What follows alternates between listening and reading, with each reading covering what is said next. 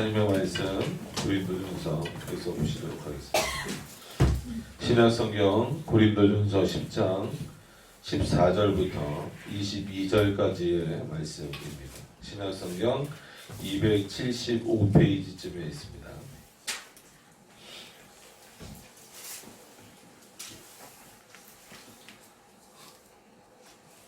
(10장)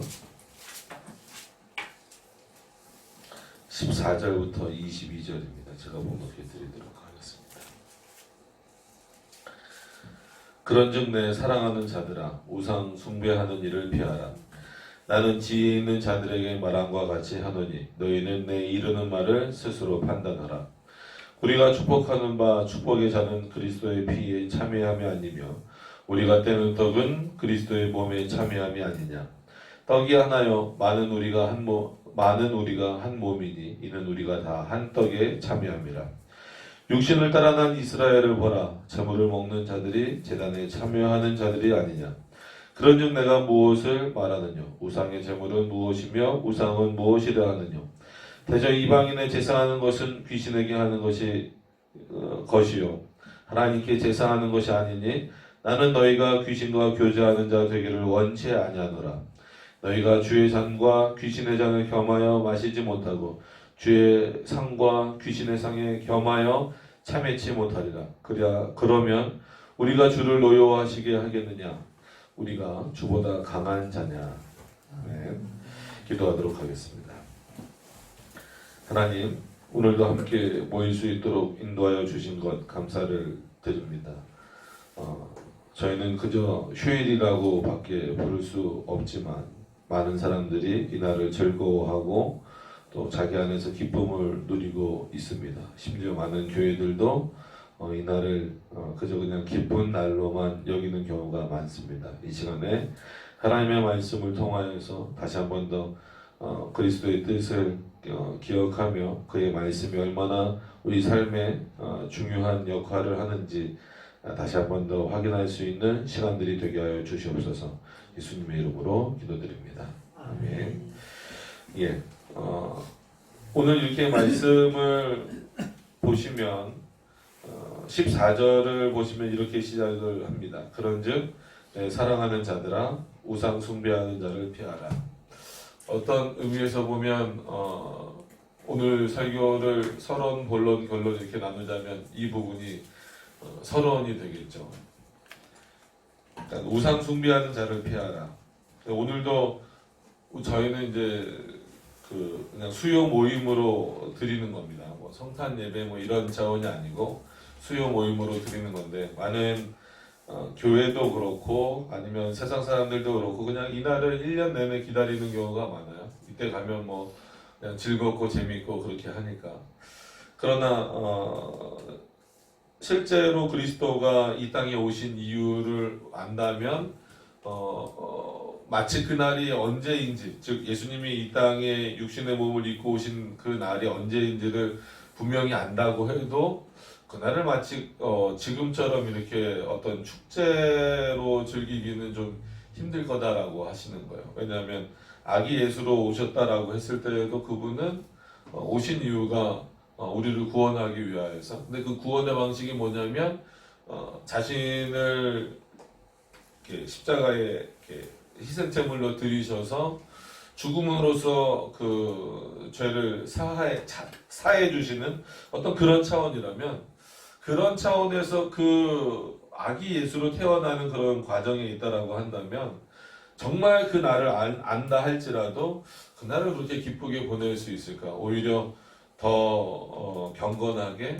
엄숙하게 그리스도인이라고 한다면 그리고 그 그리스도를 영원한 중보자 그리고 우리의 구주로 안다고 한다면 그가 태어난 날을 그렇게 축제처럼 여기지는 못할 거예요. 물론 결과론적으로는 그리스도를 통해서 우리가 구원받았기 때문에 영생을 얻었기 때문에 물론 뭐 기쁘고 즐거운 날이 될 수 있겠지만 보여지는 형태로서는 그렇게 마냥 즐길 수 있는 날은 아니다라고 하는 거죠. 그러니까 이런 말씀을 드리는 것은 많은 사람들이 자기도 모르게 그냥 그 흐름에 따라서 그 세대와 그 시대의 흐름에 따라서 그게 옳고 그른지를 잘 분별하지 못하는 겁니다. 오늘 이 고린도서 전서에 나오는 이 고린도 교인들도 하나님의 말씀을 듣고 있음에도 불구하고 이것이 지금 내가 하나님을 잘 섬기고 있는 것인지 아니면 그러지 못한 것인지에 대한 분별력이 없기 때문에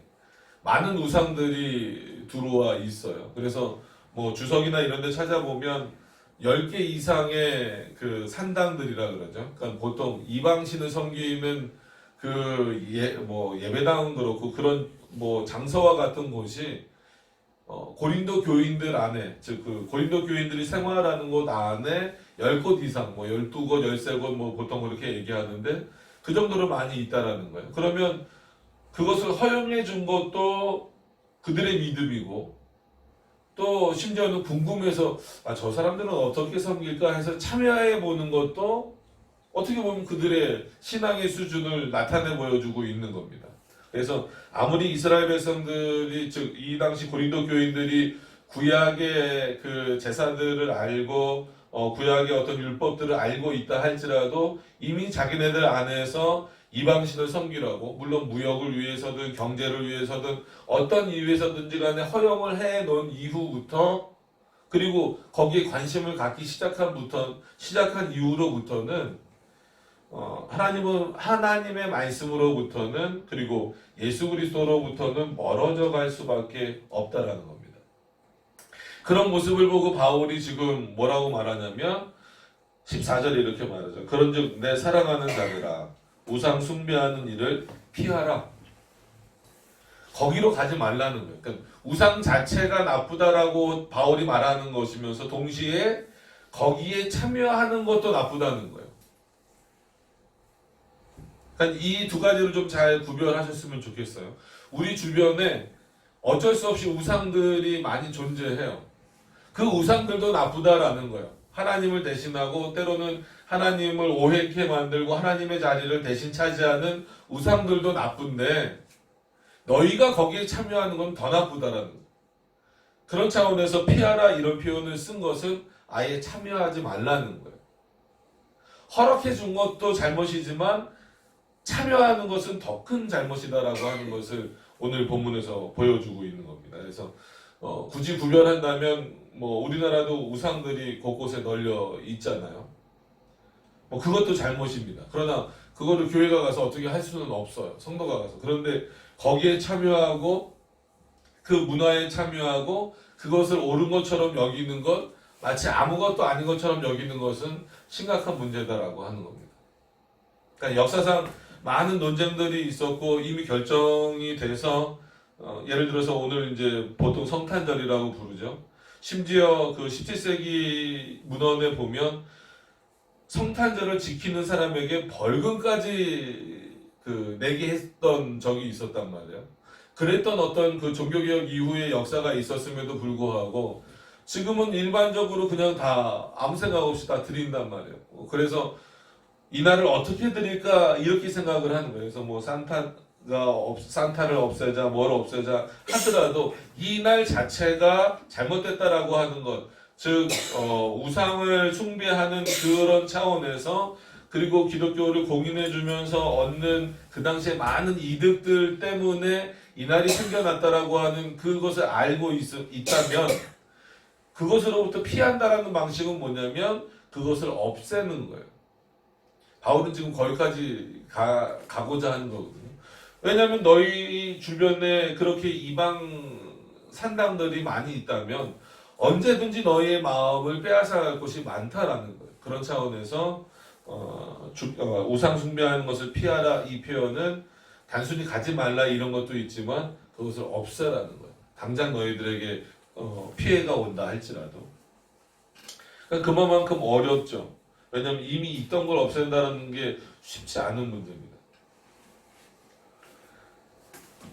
그래서 15절에 가서 보시면 나는 지혜 있는 자들에게 말한 것과 같이 하노니 너희는 내 이르는 말을 스스로 판단하라. 바울이 마치 고린도 교인들에게 내 말을 듣고 한번 너희가 스스로 판단해봐라, 결정해봐라, 결정권을 주는 것처럼 보이지만 그것이 아니라 옳고 그름을 너희가 제대로 분별했으면 좋겠다 이 얘기를 지금 하고 있는 거예요. 오늘도 여러분들에게 한마디로 그런 뭐 메리 크리스마스 이런 축하 문자나 뭐 이런 거 많이 받았어요. 그러면서 참 안타까워요. 그 중에서는 나름 또 개혁신학을 하는 분들도 있는데 그런 모습을 보면서 이 분별한다라고 하는 것, 올바른 것을 분별한다라고 하는 것은 결코 쉬운 문제는 아니다라고 하는 거예요. 왜냐면 지금도 마찬가지지만 고린도 지역에도 조금만 돌이켜 보면 자기의 눈과 생각을 빼앗아갈 내용들이 너무나 많기 때문에 그러나 올바른 것을 분별할 수 있는 것은 솔직히 뭐 하나밖에 없어요. 하나님의 말씀 그리고 그리스도의 말씀 하나밖에 없다라는 거예요. 우리의 눈을 유혹할 것은 많은데 그 유혹을 올바르게 분별하고 거기로부터 멀어질 수 있는 길은 하나밖에 없다라는 거예요. 그렇기 때문에 더 분명한 선이 될 수도 있지만 오히려 어떤 면에서 보면 좀 약해 보일 수도 있다라는 거죠. 그래서 바울이 더 강하게 표현하는 거예요. 너희가 한번 생각해봐라. 너희가 언제까지 이렇게 그냥 우상을 너희 안에 내버려 둬서 피하지 못하는 방식으로 너희들이 있겠느냐. 거기에 그냥 물들어 살고 있겠느냐라는 거예요. 그것을 제대로 판단한다면 피하라는 게 안 가는 정도가 아니라 그것을 없앨 수 있어야 된다는 것입니다.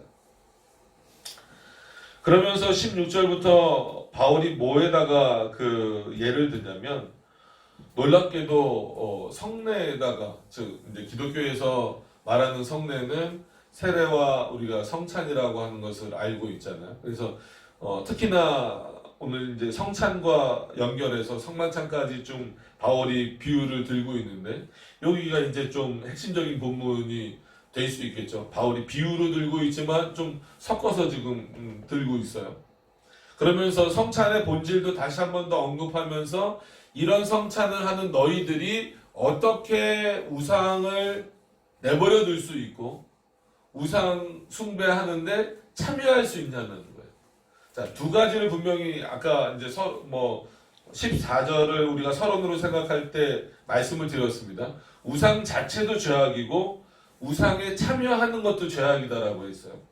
그럼 그런 사람들이 어떤 판단력을 가져야 되냐면 바울이 지금 성찬과 비교하고 있기 때문에 이 성찬의 내용을 제대로 알고 있는 사람이라면 우상에 대해서도 분명히 잘못했다라고 말해야 되고 그것에 참여하는 것에 대해서는 더 강력한 것으로 그를 좀 제재할 수까지도 있어야 된다라는 의미로 우리가 볼 수 있다라고 하는 겁니다. 보시면 16절부터 보시면 우리가 축복하는 바 축복의 자는 그리스도의 피에 참여함이 아니며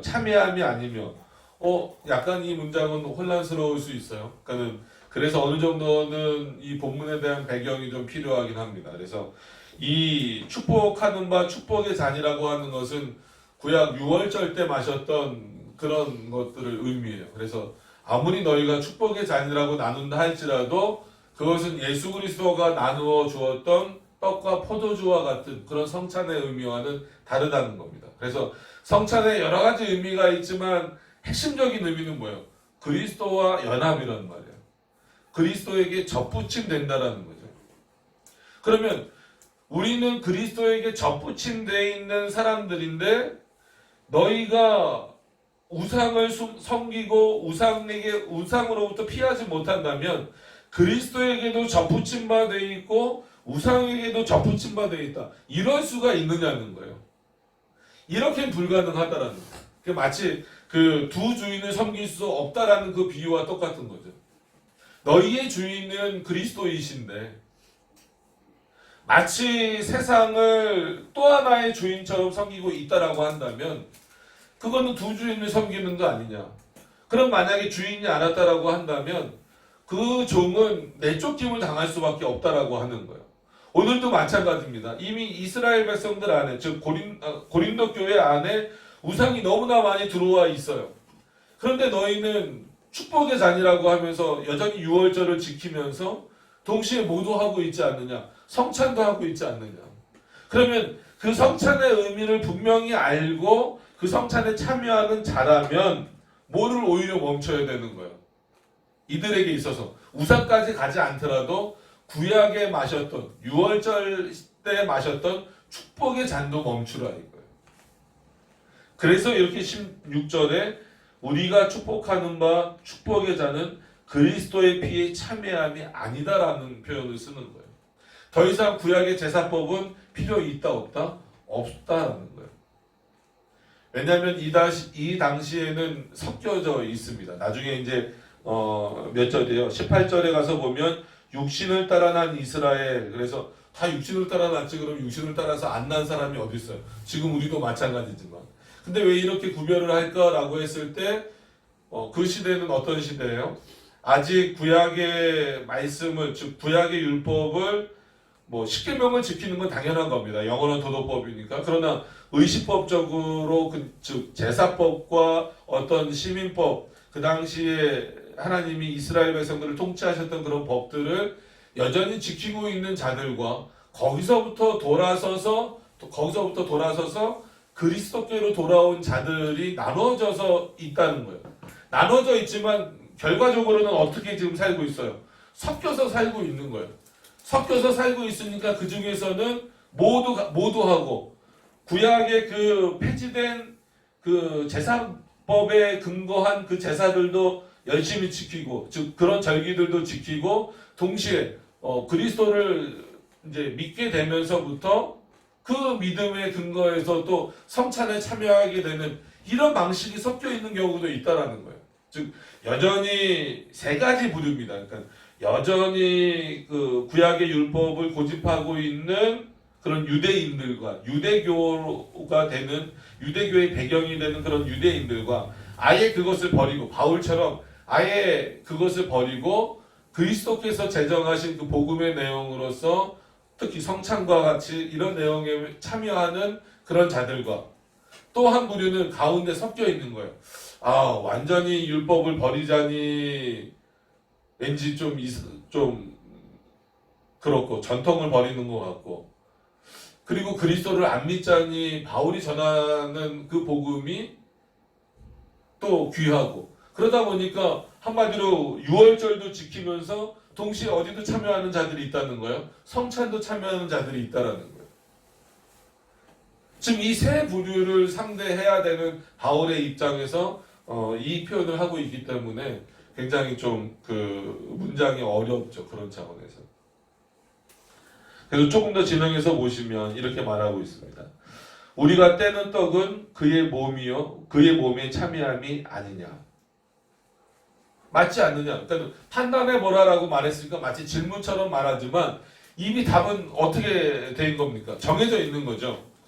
자, 봐라. 예수 그리스도가 너희에게 먹으라고 주신 그 떡은 그리스도의 몸에 참여하는 거 아니냐는 거예요. 예수 그리스도의 몸에 참여한다라는 게 뭡니까?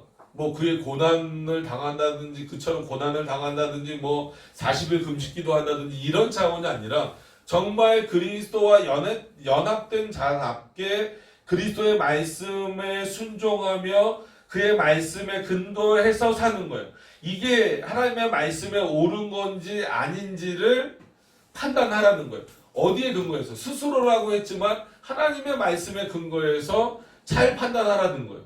그러지 않으면 너희가 여기에도 참여할 수 있고 저기에도 참여할 수 있는 이런 심각한 오류를 범할 수 있다라고 하는 겁니다.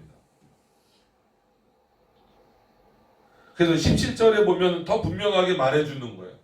지금 고린도 교인들이 혼동하고 있으니까. 떡이 하나요. 많은 우리가 한 몸이니 이는 우리가 다 한 떡에 참여합니다. 분명히 떡은 하나요 했을 때 이 떡이 상징하는 건 뭐예요? 예수 그리스도는 한 분이다 이거예요. 우리의 구주는 한 분이시고 거기에 참여하는 우리가 많이 있다 할지라도 여러 몸이 아니라 한 몸이라는 거예요. 한 몸이라는 의미는 뭐예요? 그의 말씀으로부터 주어지는 대로만 산다라는 거예요.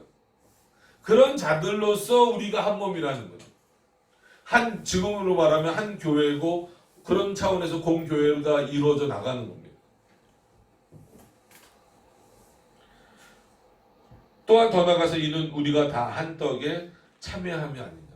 너희가 그런 차원에서 성찬을 참여하는 거 아니냐. 여기서 뭐 잔을 나누는 얘기가 없다고 해서 성찬이 아니다 이렇게 하시면 안 됩니다. 이건 떡을 대표로 했지만 성찬 전체를 의미하고 있는 겁니다.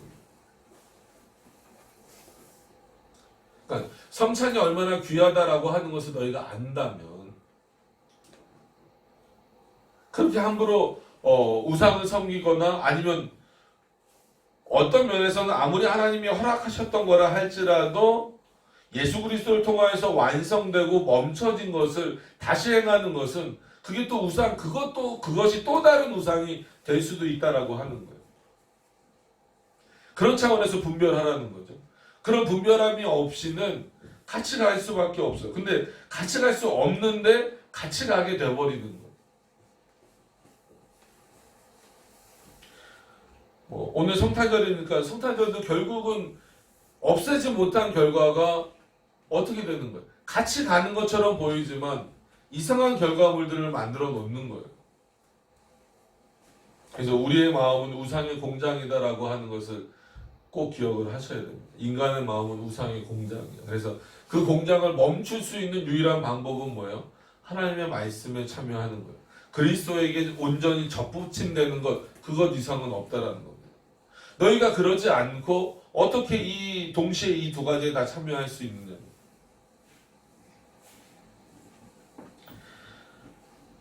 그리고 나서 이제 18절을 설명하는 거죠. 육신을 따라 난 이스라엘을 보라. 제물을 먹는 자들이 제단에 참여하는 자들이 아니냐.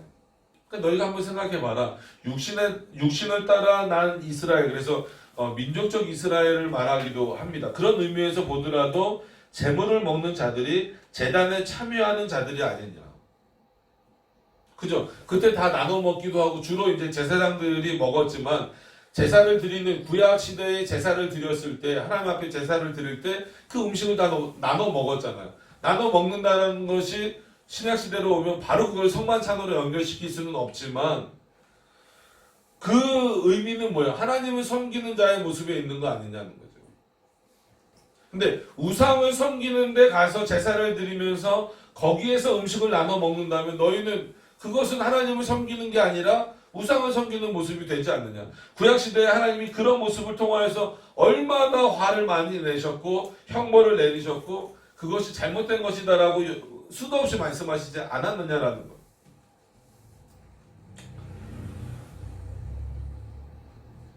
그러니까 19절에도 이렇게 말씀하시죠. 무엇을 말하느냐. 우상의 제물은 무엇이며 우상은 무엇이라 하느냐. 말 못하죠. 우상이 어떻게 말합니까? 인간이 만들어 놓은 거예요. 우상은 인간이 만들어 놓은 거잖아요. 기독교의 가장 기초적인 게 뭡니까? 참신은 누구밖에 없어요? 하나님밖에 없어요. 삼위일체 하나님밖에 없어요. 성부 하나님, 성자 하나님, 성령 하나님밖에 없어요. 그 성자 하나님을 예수 그리스도로 부르시는 거죠. 이 땅에 우리를 위하여 오셨기 때문에. 그 삼위일체 하나님 외에 다른 신이 없는데 너는 왜 자꾸 다른 신이 있다고 말하냐는 거예요. 다른 것도 신이다라고 말하냐는 거예요. 그렇게 말하지 말라는 거예요. 그래서 말 그대로 우상은 인간 안에서 나온 거예요. 너희를 위하여 만든 것이다라고까지 표현을 하시잖아요. 하나님은 우리에게 말씀하시는 분이지만 우상은 우리에게 말하지 않아요. 말할 수도 없고 우상은 생각할 수도 없어요. 우리가 그것을 신이라고 여기고 있을 뿐이지. 근데 방식은 비슷하다라는 거예요. 하나님 앞에 제사를 드리고 그 제사를 드리고 나서 그 음식을 먹는 것을 통해서 그 하나님에 속한 것에 참여했듯이 구약 백성들이 너희가 우상을 섬기는 곳에 참여하여서 그 우상 앞에 제사를 드리고 그 우상의 것을 먹는다라고 한다면 그 우상에 참여하는 거 아니냐라는 거예요.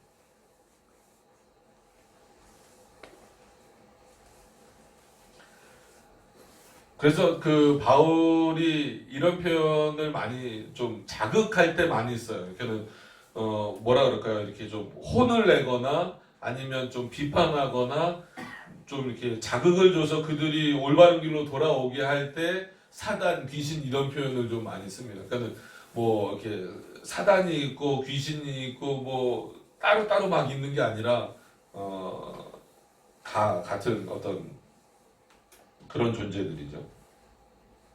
그래서 20절에 보시면 대저 이방인의 제사하는 것은 귀신에게 하는 것이요. 우상 정도가 아니라 오히려 그건 귀신이다. 귀신. 귀신은 뭐예요? 말 그대로 사단의 뭐 졸개처럼 불리는 거잖아요. 사단은 어떤 그런 큰 그룹을 말한다라고 한다면 이런 귀신은 말 그대로 이건 비유가 아니라 실제다라는 거예요. 우상이란 것을 앞세워서 그 뒤에서 한마디로 그 하나님의 영광을 가로채려고 하는 존재가 누구냐면 그게 바로 귀신 아니냐.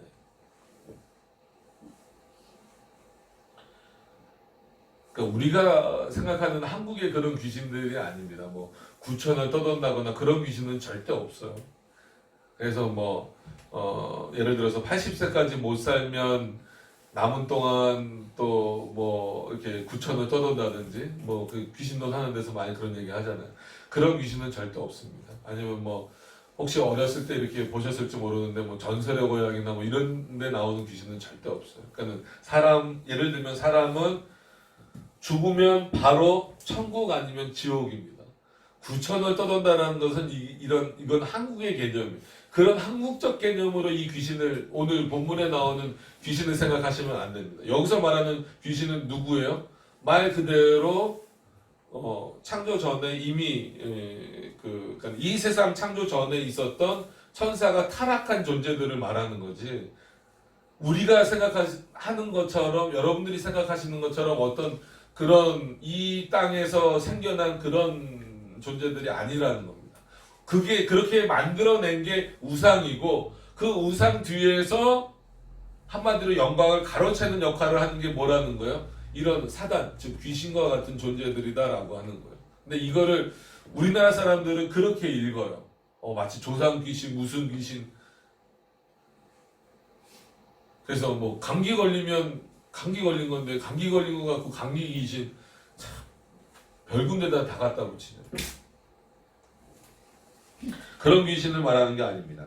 대저 이방인의 제사하는 것은 귀신에게 하는 것이요 하나님께 제사하는 것이 아니니 당연한 거죠.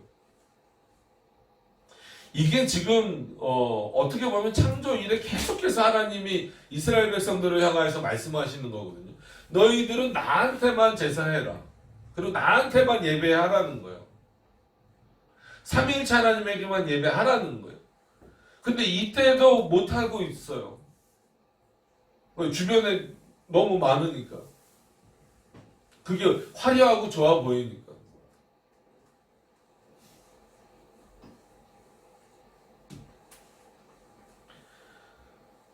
나는 너희가 귀신과 교제하는 자가 되기를 원치 아니하노라. 교제라는 표현까지 있었어요. 이 우상 숭배의 무서움이 어느 정도냐면 너희가 단순히 우상을 숭배하는 것이 그냥 너희 즐거움이나 너희를 위해서 만들어 놓은 그 정도가 아니라는 거예요. 교제라는 거예요. 우리가 교제를 나눠야 되는 대상은 누굽니까? 하나님이잖아요. 하나님이고 하나님 안에 있는 자들, 즉 성도들이죠. 거룩하게 부르심을 받은 자들끼리 그 교제를 나눠야 돼요. 믿음의 교제를 나눠야 되는 거예요. 그런데 너희가 지금 어떻게 될 수 있다라는 거예요? 귀신과 교제하는 자가 된다라는 그 자리에 참여하게 되면 두 개를 동시에 다 섬길 수는 없다라는 그런 차원에서 올바른 분별력을 가지라는 근데 그 분별력을 가지려면 하나님의 말씀을 듣는 것 이외에는 없어요. 하나님의 말씀을 보고 배우는 것 이외에는 없어요. 근데 그 일에 열심을 내지 않고 어떻게 보면 그 일이 점점 교회에서 뒤로 밀리고 성도들의 개인적인 신앙생활에서 뒤로 밀리다 보니까 뭐가 옳은 건지 판단하지 못하는 거예요. 이게 옳은가? 대세가 이러니까 요즘에 다 이렇게 하니까 그래서 마태복음에도 큰 길로 가지 말라는 거예요. 많은 사람들이 가기 때문에 저 길이 옳은 길이다 라고 생각해서 가보면 거기는 무슨 길이라는 거예요? 죽음의 길이라는 거예요. 사망의 길이라는 거예요. 좁은 길로 가라고 말씀하시는 이유는 뭐예요? 아무도 안 간다는 거예요. 가다 보니까 어때요? 협착하다, 좁다라는 거예요. 정말 좁고 힘들고 어려운 길이에요. 근데 그 길이 무슨 길이라는 거예요? 그 길이 생명의 길이다라는 거예요.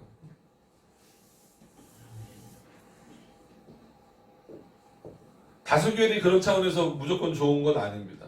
대세가 무조건 좋은 건 아니에요. 어느 시대나 하나님의 말씀은 변치가 않아요. 지금도 변치 않고 우리가 왜 이 예전에 그리고 이 한국이 배경이 아닌 성경을 들고 지금도 하나님을 찾고 있냐면 하나님이 우리에게 말씀을 주셨을 때에는 시대와 상황과 환경을 초월해서 왜? 누가 초월해서 계시니까? 하나님 자신이 초월해서 계시니까 이 말씀이 지금도 우리에게 의미가 있는 거예요. 늘 말씀드렸던 것처럼 이 고린도전서를 썼던 바울도 죽었어요. 여기에 있었던 이런 인물들도 다 죽었어요. 그럼에도 불구하고 우리가 이 내용을 보는 것은 여전히 지금도 이 바울이 고린도전서를 말했던 그 시대에 있었던 인물처럼 세 부류로 나눠지는 것처럼 보여요. 어떤 부류? 아예 그냥 여전히 그 구약적 율법에 빠져 있는 것처럼 보이는 사람들. 그리고 예수 그리스도의 말씀만을 따라가려고 하는 사람. 이건 구약을 버리라는 의미가 절대 아닙니다. 그리스도가 완성하신 부분이 뭔가, 그가 뭘 말씀하셨는가. 그리고 아직도 이 중간에서 혼선을 겪고 있는 사람들. 교회 안에도 많은 거예요. 그러니까 교회 문 밖을 나가야 우상이 있을 것처럼 생각하지만 더 많죠. 교회 문 밖을 나가면 더 많죠. 즉 예배당 문 밖을 나가면 더 많죠. 그럼에도 불구하고 이 안에도 그런 것들이 많이 생겨날 수밖에 없다라는 거예요. 대표적인 게 로마 가톨릭이고 아니면 성공회고 뭐 그렇죠. 너무나 많은 것들을 만들어 놔서 사람들이 그거 앞에 하나님 앞에 무릎을 꿇고 그리스도의 성찬의 기쁨으로 참여하고 그리고 더 나아가서 하나님과 교제를 나눠야 되는 그 순간과 그런 삶을 살아야 되는 그 삶 속에 그렇게 되지 못하도록 만들어 버리는 거예요. 하나님과 교제를 나누지 못하게 하고 올바른 성찬에 참여하지 못하게 하고 올바른 것을 판단하지 못하게 만드는 역할을 누가 하고 있느냐? 세상은 그런 역할을 한다 할지라도 교회에서조차도 그런 역할을 하고 있다면 그거는 분별력이 없는 거죠. 그런 차원에서 너희는 지금 분별력이 있다는 거예요? 없다는 거예요? 솔직한 얘기로 이 본문에서 바울이 없다라는 거예요. 너희에게는 지금 분별력이 없다라는 거예요. 너희가 아무리 하나님을 알고 있어도 믿고 있어도 부르고 있어도 심지어 그리스도인으로 개정되었다 할지라도 즉 그리스도를 믿는 믿음을 가지고 있다 할지라도 그것을 향해서 더 온전해지려고 나가지 않고 노력하지 않는다면 너희는 어디에 머물러 있을 수밖에 없다는 거예요? 우상 안에 머물러 있을 수밖에 없다는 거예요. 그 우상을 하나님이 싫어하신다면 피할 수 있어야죠. 피하는 방식이 아니라 오히려 그것을 끌어들여오는 방식으로 해버리면 어떡합니까?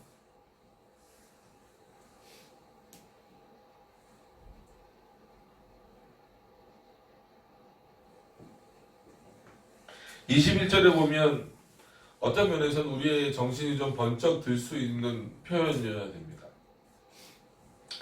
너희가 주의 잔과 귀신의 잔을 겸하여 마시지 못하고 이럴 수 있습니까? 없다는 거예요, 성경에서는.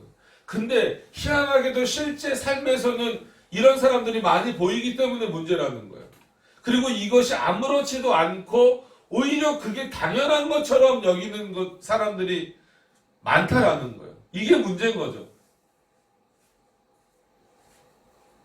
어떤 면에서 보면 지금 고린도 교회 교인들이 이런 모습이기 때문에 바울이 지금 이들을 향하여서 비판하고 있는 거예요. 그것을 고치라고. 거기서부터 빠져나올 수 있는 분별력을 가지라고 지금 말하고 있는 거거든요. 주의 상과 귀신의 상을 겸하여 참여하지 못하리라. 근데 너희는 그렇게 하고 있지 않냐 지금. 그게 구약의 율법적인 어떤 내용에서 못 빠져나온 것이든 구약의 율법이 다 문제가 있다라는 건 절대 아닙니다. 아니면 우상이 더 좋아서 거기에 빠져 있든 그러면서 어떻게 동시에 하나님의 자리에 참여할 수 있냐는 거예요. 그게 어떻게 교회 차원에서 허용될 수 있냐는 거예요. 그건 불가능한 일이다라는 거예요.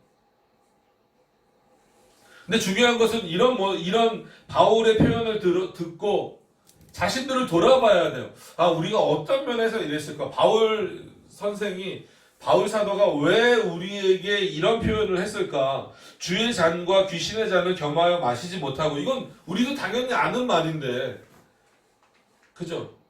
그리스도를 믿는다라고 말하는 사람들은 최소한 이런 표현을 듣고, 이거 당연한 거지. 그렇게 말할 수밖에 없다란 말이에요. 주의 상과 귀신의 상에, 그러니까는 먹는 상입니다.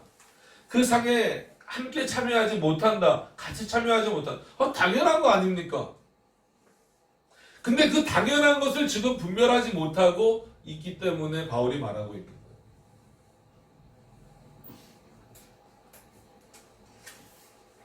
그래서 그 대표적인 게 16절에 아까 들었던 축복의 잔이었고, 더 큰 내용으로서는 14절에 있었던 그런 우상에 참여하는, 우상 숭배에 참여하는 것. 여러분, 그거는 하나님과의 교제를 단절하는, 스스로가 단절하는 것. 뭐가 우상인지를 잘 분별하실 수 있어야 됩니다. 정말 우리가 올바로 성찬에 참여하는 자라면 그럴 수 없다라는 거죠. 그리스도에게 접붙임된 자가 어떻게 우상을 섬길 수 있고, 우상에게도 마치 그럼 접붙임된다라는 개념이 아니냐라고 지금 바울이 말하는, 그럴 수 없지 않느냐. 어떻게 두 뿌리에, 전혀 다른 두 뿌리에다가 그 접함을 둘 수 있느냐는 거죠.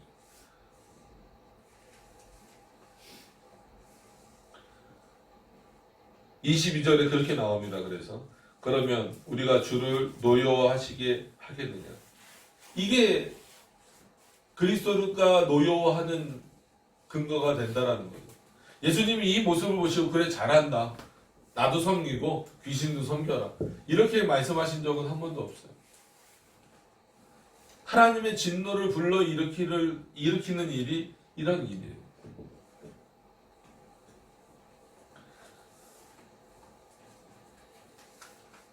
많은 사람들이 말해요. 아, 요즘에는 경기가 안 좋아서 그런지 성탄절이 됐는데도 트리도 안 만들고, 그 다음에 캐럴도 안 들리고 좋다고, 좀 이렇게 좀 삭막하다고 그러는데, 전 개인적으로 너무 그 부분에 있어서만큼은 좋은 것 같아요. 경제가 안 좋은 건 참 안타깝고 그렇지만, 차라리 경제가 안 좋아져서 졌더라도 이런 식으로라도 여러분 이런 모습을 보면서 좀 한국교회가 정신도 좀 차리고 그래야 돼요. 너무 풍성하면 그냥 거기서 그 풍성함을 주신 하나님께 영광을 돌리는 것보다 이상한 생각들만 그냥 주구장창하고 이상한 것들만 만들어 놓는 게 우리의 모습이에요. 크리스마스 트리는 그렇게 미신이라고 얘기를 해도 안 듣고, 캐럴도 그게 하나님을 찬양하는 내용이 전혀 없잖아. 근데 마치 이제는 그것을 안 지키면 이단이 되는 것처럼 되는 시대가 돼버렸기 때문에, 뭐가 하나님을 노엽게 하고 또 뭐가 하나님을 노엽게 하지 않는 것인지에 대한 분별력이 과연 우리 안에 있는가라고 하는 거예요. 그럼 왜 그렇게 수많은 종교개혁자들이 부활절과 성탄절을 지키지 말라고 했고, 심지어 설교 초반에 말씀드린 것처럼 지키는 자들을 향하여서 벌금을 받아가면서까지 지키지 못하게 했을까라는 의미를 왜 생각하지 못하냐는 거예요. 그렇기 때문에 한번 만들어지면 없애기 쉽지 않다라고 여러 번 말씀을 드리는 거예요.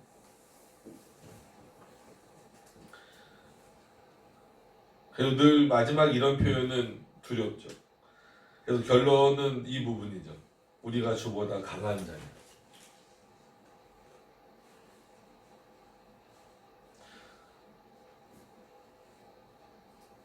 물론 23절 이후도 계속해서 볼 수도 있었어요. 근데 여기서 좀 멈추고 싶은 것은 바울이 좀 강하게 표현을 하고 있는 것 같아요. 이 부분에 있어서는 지금 그 당시 고린도 교인들에게 정말 뭔가 분명한 것을 알려주려고 하는 내용 같아요. 그 이후에도 계속 이어지긴 하지만 한번 딱 끊어가는 그런 흐름으로 너희들이 계속 거기서 못 빠져나오냐? 그럼 너희가 그리스도보다 강한 자냐? 너희가 하나님보다 강한 자냐? 그 의미는 뭐예요? 너희 판단이 옳으냐? 하나님의 판단보다 너희 판단이 옳으냐? 하나님의 말씀보다 너희 생각이 더 중요하냐?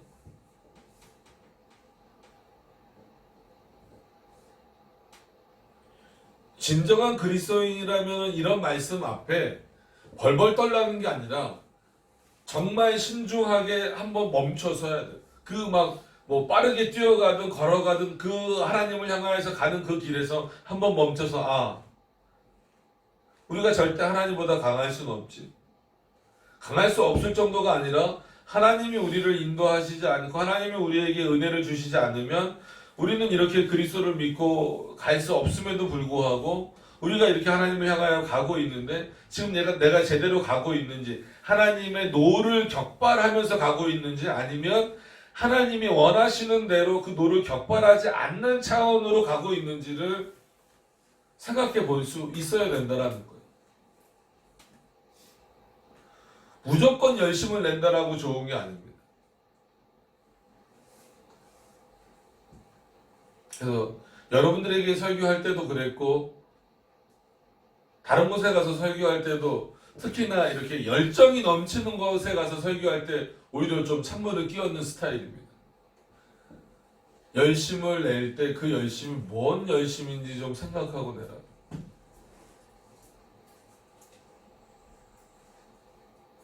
여러분, 우상을 섬기는 자들은 더 열심을 내요. 그렇다고 그 사람들이 그거 믿고 천국 가는 거 아니잖아요. 그러니까 열심을 내시지 말란 얘기가 아니라 그리스도 앞에 올바른 열심을 내야죠. 열심을 내긴 냈는데 그리스도의 노를 격발시키는 그의 노가 일어나게 만드는 열심이라면 그 열심은 어떻게 해야 됩니까? 버려야 되는 거예요. 그게 아무리 나에게 좋았던 경험이 되더라도.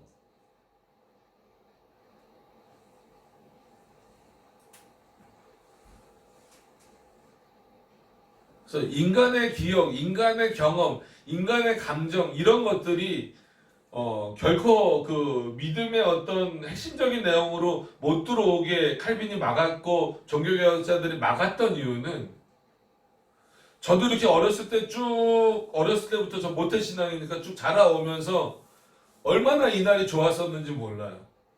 그죠? 기쁘고 즐거웠고 애들하고 놀고 뭐 말 그대로 선물도 교환하고 같이 뭐 밤새면서 뭐 온라인이라 그러죠. 전형적인 콩글리시네요. 그런 표현이 뭐 문법적으로 맞지는 않는다라고 하더라고요. 그거 하면서 막 뭐 라면도 먹고 떡국도 먹고 막 이런 추억이 너무 많아요. 너무 좋아요. 즐거워요. 그거 크리스마스 트리 만들면서 막 했던 그 좋은 기억들이 있어요. 근데 오히려 그것 때문에 뭐가 막히는 거예요? 하나님의 말씀, 올바로 분별해야 될 내용들이 막히는 거예요. 피하질 못하는 거예요. 그 주변에서, 즉 이 고린도 교회로 말하면 고린도 주변에서 있는 그 우상의 산당들이 눈앞에 보이고 그게 좋아 보이고 거기 참여했던 그 기억들이 좋았기 때문에 거기로부터 피하질 못하는 거예요. 그 결과가 뭐예요? 주의 잔과 귀신의 잔을 겸하여 섬길 수 있느냐? 주의 상과 귀신의 상에 겸하여 참여할 수 있느냐? 그럴 수 없지 않느냐? 주의 노가 경넉해 되는 것이 두렵지 않느냐 이거예요. 그런데도 그런 모습을 보이냐? 그럼 너희가 주보다 즉 그리스도보다 강하다라는 의미밖에 더 되는 거예요.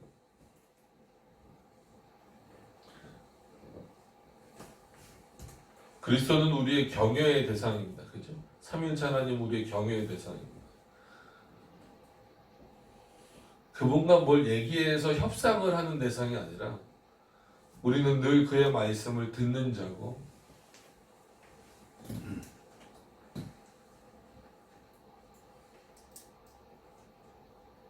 그의 말씀을 청종하는 자입니다.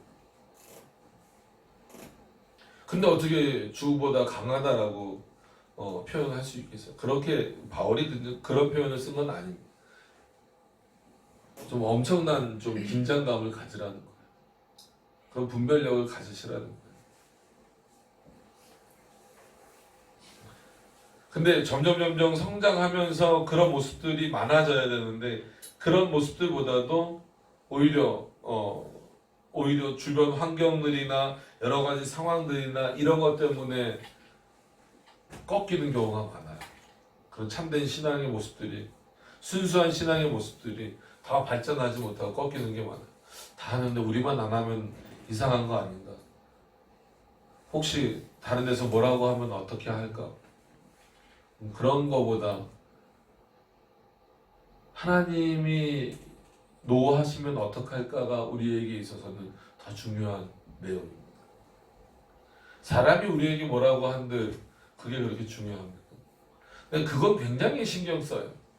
대부분 사람들이 하나님이 뭐라고 하시는 것에 대해서 하나님이 어떻게 생각하실까에 대해서는 크게 관심이 없어요. 냉정한 판단으로 성도다라고 할지라도 교회다라고 불려진다 할지라도 하나님이 어떻게 생각하실까에 대해서는 관심이 별로 없어요. 사람이 어떻게 생각할까? 바울이 바꿔주고자 하는 내용은 뭐라고요? 사람이 어떻게 생각할까가 아니라 하나님이 어떻게 생각하실까라고 하는 내용들을 분별하라. 그런 차원에서 오늘 이 말씀을 통하여서 우리 성도님들은 올바른 것을 분별해 나가는 성도님들이 되시기를 바랍니다. 그래서 하나님의 말씀을 더 귀 기울여서 들으시고 또 말씀을 많이 읽으시고 또 공부하시고 그러셔야만 돼요. 왜냐하면 그것을 멈추는 순간에 우리는 어떻게 될 수밖에 없어요. 우리의 연약함과 악한 본성은 다시금 하나님으로부터 멀어져 갈 수밖에 없어요. 우상의 공장이라고 말했던 그것이 다시 그 공장을 멈추게 해야 되는데 우리 마음속에 있는 그 우상의 공장을 하나님의 말씀으로 멈추게 만들어야 되는데 하나님의 말씀이 우리 안에서 움직이지 않을 때 살아 운동력을 갖지 않을 때 우리 안에서 뭐가 다시 움직이는 거예요? 가동되는 거예요. 우상의 공장이 가동되기 시작하는 거예요. 그 우상의 공장을 멈출 수 있는 유일한 방법은 우리 안에 있는 것이 아니라 하나님으로부터 주어지는 말씀 안에 있다라고 하는 것을 분명히 기억하시기를 바랍니다.